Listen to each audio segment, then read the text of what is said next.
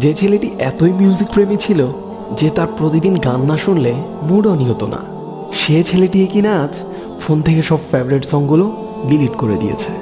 নৃত্য করা যে মেয়েটির রীতিমতো নেশা ছিল, সোশ্যাল মিডিয়াতেও তার নৃত্যের ফ্যান ফলোয়ারের কোনো কমতি ছিল না, বেশ কবার নৃত্যের জন্য পুরস্কৃত হয়েছে।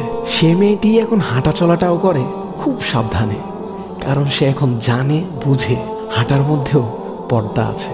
যে ছেলেটির মুখ দিয়ে সবসময় হারাম গালিগালাজ বের হতো, সে ছেলেটির মুখ দিয়েই এখন আল্লাহর জিকির তওবা ছাড়া অযথা কথাও বের হয় না।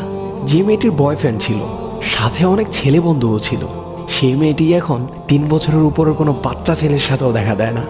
যে মেয়েটি আগে অন্যদের বোরকা পরা দেখে হাসি ঠাট্টা করত, সে মেয়ে আজ নিজে তো বোরকা পরেই সাথে সাথে আবার বান্ধবীদেরও বোরকা পরার পরামর্শ দেয়।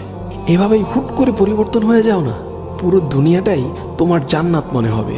তোমার এই হুট করে পরিবর্তন হয়ে যাওয়াটা দেখে সমাজের অনেকেই হয়তো হাসি ঠাট্টা করবে। তাদের হাসি ঠাট্টায় তুমি হতাশ হয়েও না, একসময় তারাই তোমাকে অনুকরণ করবে ইনশাআল্লাহ। এবার পরিবর্তনটা হোক শুধুমাত্র রবের জন্য। আল্লাহ আমাদের সকলকে তার দিকে ফিরে আসার তৌফিক দান করুন, আমিন। আর আমাদের ভিডিওগুলো ইউটিউব, ফেসবুক, ইনস্টাগ্রাম যে কোনো প্ল্যাটফর্মে পেতে আমাদের পেজ এবং চ্যানেলে চোখ রাখতে পারেন, লিঙ্ক বায়ো দেওয়া থাকবে। আর যদি লিঙ্ক খুঁজে না পান তাহলে সার্চ করে ফেলুন দ্য স্টার